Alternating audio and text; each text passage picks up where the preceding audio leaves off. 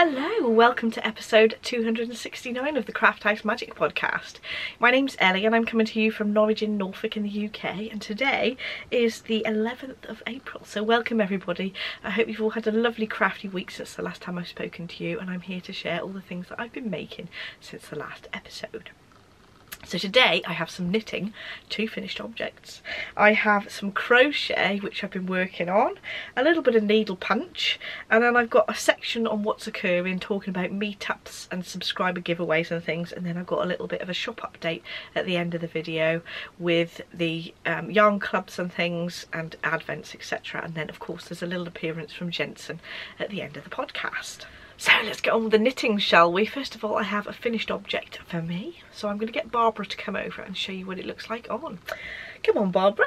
Thank you very much, Barbara. So Barbara is wearing my Camero, and I've knitted this from a pattern by Tanis Lavellee called the Camero, and it's knitted with some yarn that I had left over from a cardigan. So the cardigan I knitted was the Comfort Fade Cardi by Andrea Mari, and I dyed up 4 of the colourways from my Mixtape Minis volume 10 set.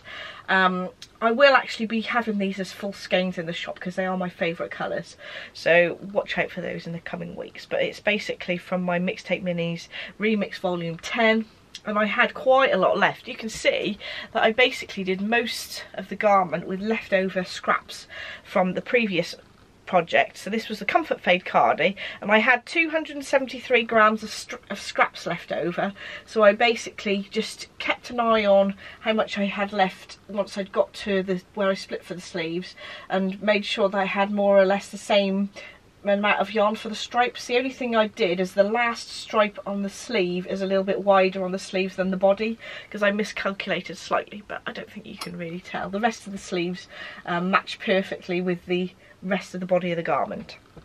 So what I did is, to start with, I did change the neckband. So this is just a normal sort of turnover neckband on the original pattern, but I've chosen to use the sort of neckband version on the children's version of the Camero because I knitted one for Jensen. Well, I say that, Adam's mum knitted one for Jensen, and it's got a garter stitch neckline, and I really liked that, so I sort of copied that. First sort of 6 or 8 rows I've done in garter stitch, and then gone into the stockinette sort of stripes with the increases in as well, for obviously the neckline and the sleeve increases, etc. So that worked out okay. So I worked out that I probably would need about 300 grams of the grey to do the sleeves and the body, but I actually only used 190 grams for that. So there was a total of 463 grams in total for this version. Now I did this a bit shorter than the original pattern. So there's a cropped length version, which is supposed to be 14.5 inches, and mine's 15 inches long, and then there's a longer version which is 18 inches for my size anyway. So the size I chose was a 46-inch size, and that was 2 inches of positive ease. I don't normally choose positive ease, but because I thought actually I might wear this over the top of other things, I'll do it a couple of inches bigger. But I don't normally go more than 2 inches is about my limit for a positive ease, because I don't like it being too big. It ends up being too big for the arms for me if I go bigger than 2 inches. Normally I just do no ease at all, just 0, which I really like the fit of. But this one I just decided to go that little bit bigger. So I've done the 3/4 length sleeves, which it come out about 12 inches, but the pattern said it should be about 13.5 for my size, but I did about 12 inches instead. I must have quite short arms because I'm quite a short person. I'm about 5'3". So that come out a little bit shorter. That's all gone towards making it use slightly less yarn than they said in the pattern. But I'm really pleased with how it's come out, and I actually think that this pattern is ideal for using up scraps of leftover yarn. Obviously you could do it with any sort of design really, but I just like the way that it works out with stripes with this V-neck at the front. So I would probably knit this again actually, and you could use lots of different sort of scraps of stripes that go together, and then do like a contrast colour that brings it all together at the bottom. I have done the stripes quite long on the body because I wanted to use up all the yarn that I had left. I literally had about that much left of one colour because of the way the colour changes were in some places. So in certain places, like here, this stripe here is actually made up of two colours, two smaller stripes, this colour and this colour, but I just ended up knitting till I literally had an end to sew in, and then started with another one because they sort of blended together so well. So that's what I did for that one, and I kept knitting until I'd more or less finished on the last row of this one. I think the only one I had some left of was the grey with the green speckles in, because it would have been quite obvious of where I finished that, because it's quite different from the other colours. I think that it does have quite a wide neckline on this, so if you're not a fan of big necklines, perhaps this one isn't the one for you. But I used a standard sort of stretchy bind off to do the neckline, so it has got a little bit of stretching, but I think that'll be okay. It sort of lies in the right place when I've tried it on, so if it does start to sort of stretch a bit, I can just do a crochet stabilisation on the inside there. But normally for necklines that are quite high up, I make sure that I use a stretchy neckline, otherwise you end up with quite a tight hole to put your head through, and I've got quite a large head and a lot of hairs. So there we go. Thank you very much, Barbara. I will pop it on so you can see what it looks like on me. So here we are. Here is the finished Camero on me. Actually, I could easily have got away with doing zero ease, because there was a lot of room in there once it's been sort of blocked and everything. But I think it'll be nice as a relaxing top to wear. I think it fits me quite well.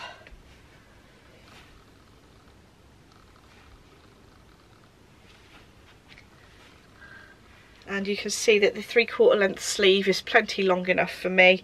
You could have gone a bit longer, I suppose. I must have quite short arms. I think it's because as well, if the armhole is quite big, then it tends to come further down your arm, if that makes sense. So actually having a 12-inch length of arm worked well for me this time. I think if I did the smaller size, then I would have had to knit a longer arm, because the arm would be right up there, if that makes sense. And I think I did a 15-inch body on this as well. But I'm really pleased with how that's come out, and especially lovely because I've used 293 grams, I think it was, of the scrap yarn that I had left over from another top. So that's absolutely brilliant.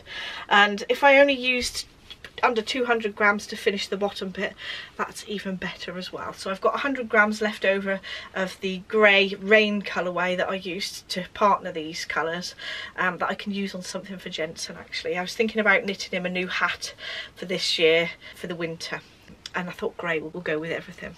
I'm just going to leave it on now because it's very cosy. I've gone more towards DK jumpers now because I just feel the cold a lot more these days. I'm sure that's going to change once I hit menopause properly, but you know. Right, we are now on to the second finished object, and Adam's mum actually knitted this for me. This is the Mini Sorrel, and it's a pattern by Wool & Pine, and this is the 2 to 4 year size, because Jensen is just over 2 years old now, so I thought the 2 to 4 years should fit him nicely.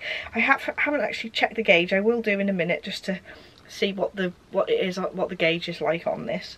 I was on spot on with the gauge with this jumper. Liz used 120 grams of fingering weight yarn, so about 510 meters, and the pattern said 475 meters for this size. I think Liz is a slightly looser knitter, so that's why she might have used more, but you'd have to go into the second skein anyway, so it was about 120 grams that Liz used. You could probably get away with buying like 100 grams and a 20 grams to go with it in the same colour if you didn't want to have any leftovers.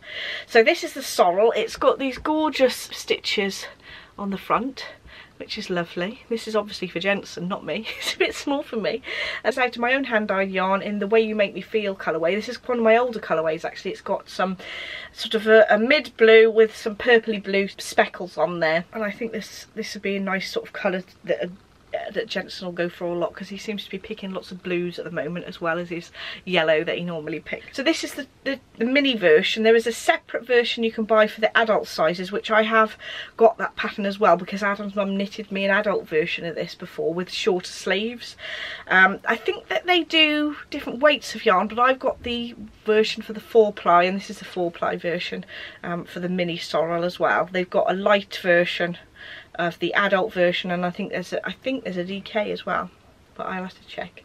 But there we go, this is the jumper for Jensen, and I will get Jensen to model it at the end of the video if you want to see what it looks like on. So I've just checked the gauge on this, and it comes out about 24 stitches per inch, and the pattern says 28, so it is a slightly larger gauge, so that's why there's more yarn that's been used. So if you are on gauge, you probably stick with the exactly that yarn usage, but it really doesn't matter if it's slightly bigger for Jensen, because it will come in later if it does come up a little bit on the big side. So now I'm onto my crochet section, and this is the Daisy Puffagons blanket by Sandra Paul from the Cherry Heart podcast. I haven't done loads on this, but I think you can see that it looks a lot better when I've actually stuck to using 3 colours on each of the hexagons. I've done these 3 in the last couple of days, and I think that it actually looks a lot better when you do use your 3 colours. So I'm going to use 3 separate colours. I know that actually Sandra uses a different colour for the centre as well, so I might try some with the separate colour for the centre and to see how that looks. But I am loving this pattern. It is so weird how crochet a little blanket hexagon can give you so much pleasure. It's so nice to pick out of my big basket of turquoisey bluey yarn and add to it, and I think this will go really nicely with our lounge because it's sort of greys, turquoises and bluey greens, so that's going to be lovely. So I am using a 4mm Clover Amore hook, which is my favourite hook to use because it's really nice and grippy. I have had issues before with my hands really hurting when I'm crocheting with ones that haven't got this much grip. I find that these are the best one that I've tried. So I've tried the Knit Pro one, and there was another one that I've tried with the grippiness on it, but the ones that haven't got any grip at all I just really can't get on with. I know I sell the higher ones which are a little bit sharper for the actual hook itself, but these grippy ones are my favourites, so I stock these ones as well. So that's a 4mm hook, which is suggested in the pattern, and Sandra says to use DK yarn. Some of these I've used DK yarn, but most of them I've been using fingering weight yarn held double so that I can combine it together and use all my leftover scraps. If you watched a video a couple of weeks ago, I did a video where I sorted out all my scraps into sort of colour order, and it just means that I can grab everything out of the turquoisey basket and I can use it for the same project. You could of course start to organise them in sort of projects with sort of colour schemes as well, but I thought I like the idea of having a blanket that is all these sort of colours anyway, and that'll go with my lounge really nicely. So that's why I've split it into these sort of colour schemes, and I'm really enjoying working on that one. The pattern itself is, there's some videos on Sandra's YouTube channel of how to do the hexagon and of how to join them together, but she does do a proper printed out pattern that you can buy from Ravelry to tell you how many of these you need to make a proper blanket and do the border, etc. I think I've done it slightly different to how she said in the blanket tutorial for this, in that I've joined at the corners, but then I've only used the back loop when I've joined these sections together so that you can't see the joining yarn, if that makes sense, unless you pull it apart. But it's really securely attached that way rather than just doing it at tether points like the other Weekender blanket. That's how she joined hers, but I thought because these are a bit bigger I'd like to join them across the back, and then if you look at the back of the work as well, you can see that I've joined them as I could go with the colour from the last round on the blanket. So I've been good and I've kept up with sewing my ends in, and that'll be something that sort of plods along for a long-term project and uses up my scraps that I've got left over. I seem to be accumulating more scraps though, because I've got 100 grams of the Rain colourway from this one and 80 grams of the Where You Make Me Feel colourway from this garment, so I seem to be using my scraps but accumulating more from having new projects. Oh well, it's a never-ending cycle, isn't it? The next section I've got is a bit of needle punch. Now I started doing this a couple of years ago. Was it last year? Might have been last year. And I bought a couple of kits from the East Anglia Yarn Festival, and one of the kits was from this company, and it's the Modern Crafter. She's got her detail on the back of the instruction card for this. the Modern Crafter. She does these kits still, I think you can get hold of these. So this one I finished, and I completely sewed it and finished it ready to go in Jensen's room, but I bought enough extra equipment to make a second one because I'd already got the pattern with the first kit that I purchased. So I have done a second one of these. The only trouble is I ran out of this background yarn in this cream colourway, this colour here, and I couldn't get any from a website that was matching, so I managed to get it from a different website. And it is a very slightly different cream, so don't think you're going to be able to notice, especially because I've got a J that I did as well to go like in between, so hopefully you won't be able to see it. We shall see. I'm going to keep it unfinished for a while until I've decided for definite whether that's going to show up or not. I think you can see part of it is done with the original very cream, and then there's one that's a slight pink tinge to it, so I shall see whether I rip it out and do it again with a different more creamy colour. I did have a similar colour, but the texture of the yarn was a lot thicker. You can see that I haven't filled in that gap as well. I need to go back in and do that little section. But I've been using a hoop that has got like a grippy rib. I think they're called Nico hoops, and I got this from the actual hoop from a different company that does the needle punch as well. So I also bought a kit when I bought that one from the Simple Crafted Life, and she likes to use the hoops that are a bit more grippy, so I bought this hoop from her to actually do the needle punch with. I did buy quite a few different sizes after I'd used this particular kit, so I completed this one a while ago. Actually, I could show you that one. So this was the first needle punch project I started, and this one was from Simple Crafted Life that I completed. I've then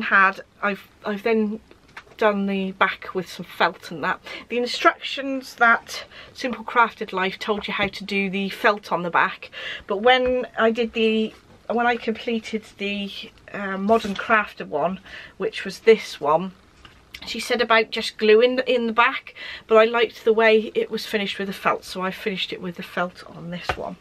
I did actually do another one which I had just leftover threads left, so I ended up doing this heart one that I've got hung just on the back of my sewing machine. So those are a bit of a blast from the past this week as well.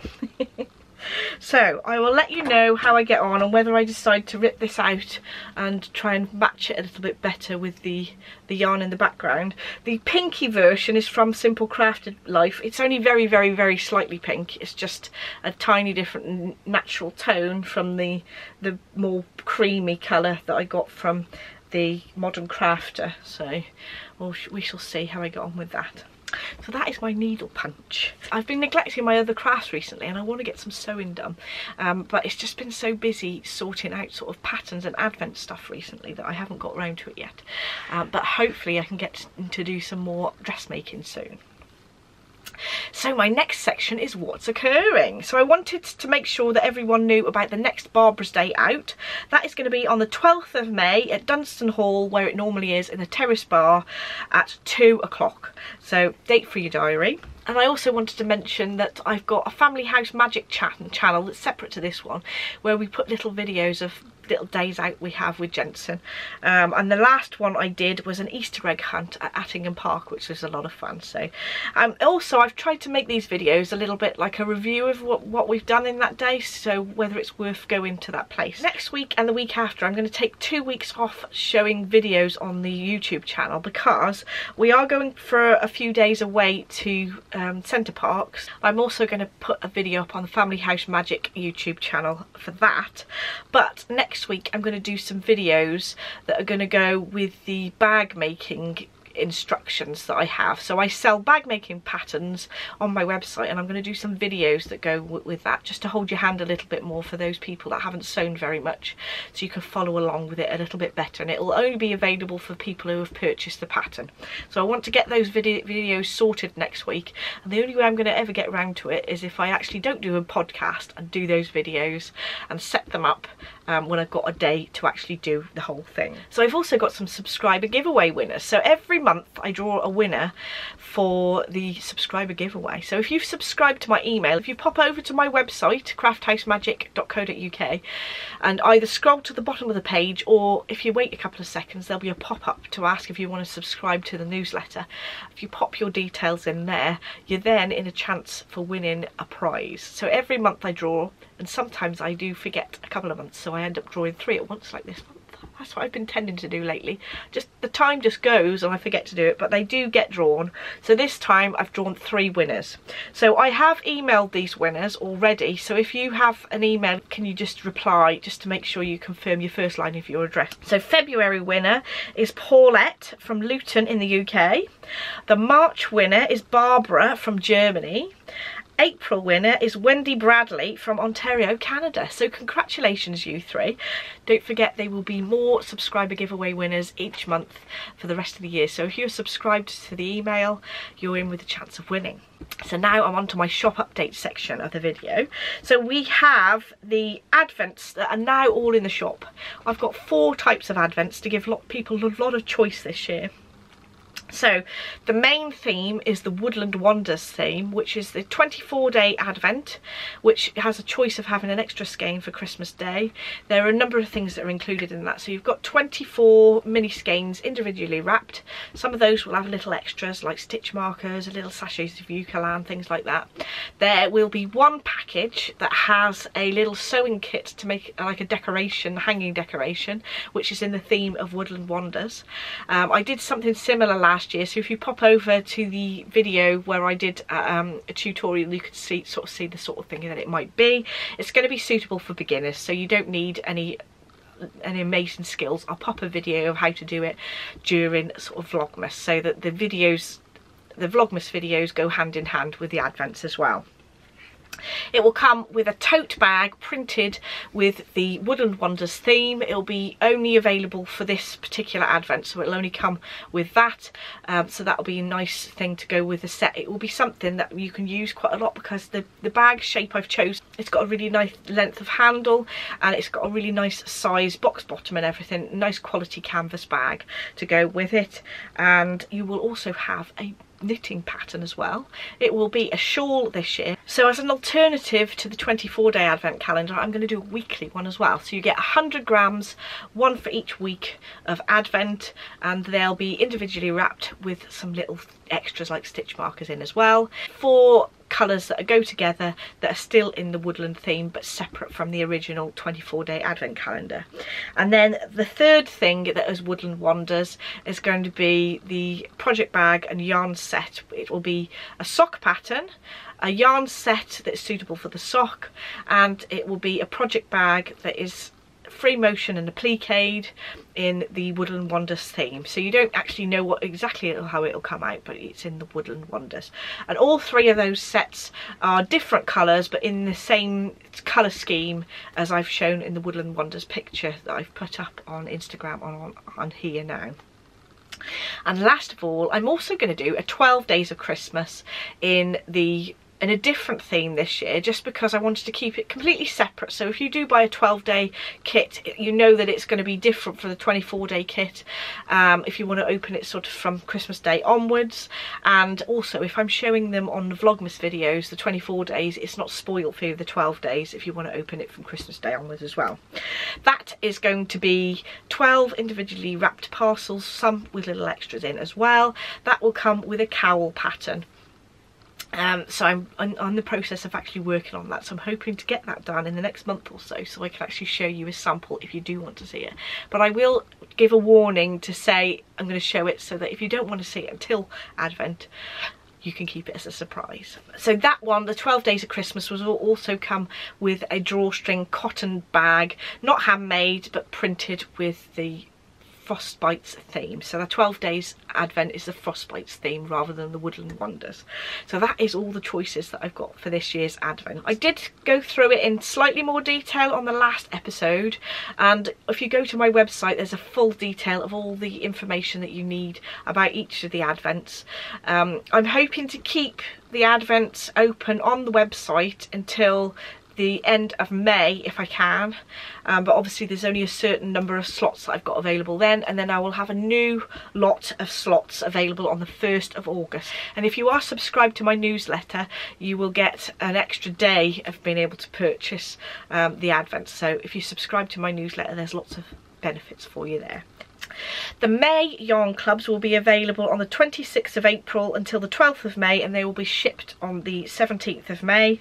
I will show you the inspiration colours for the Pop Stars and Music from the Movies Fantasy Edition on the next podcast video, which will be in 3 weeks. That will give you a week to purchase yarn clubs after then. I will be posting pictures of the theme on my Instagram page before then as well. So now over to you, Jensen. So Jensen's wearing the Mini Sorrel by Wool and Pine, and this is the 2 to 4 year old size, and I used 120 grams worth of fingering weight yarn. I used a merino nylon, and it was 425 meters per 100 gram skein, so I used 120 grams in this in total. The gauge on this one was a little bit looser than the actual pattern said, so that's why it's a little bit bigger on Jensen, but it will come in absolutely fine that it's a little bit bigger. Better to be big than too small.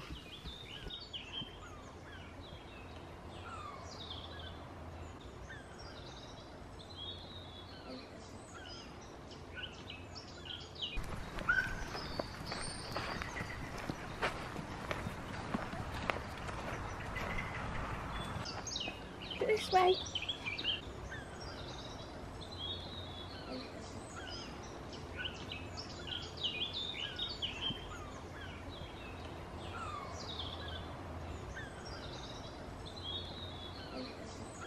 So thank you so much for watching. Don't forget to like and subscribe if you'd like to see more, and I shall see you in the next video. Bye!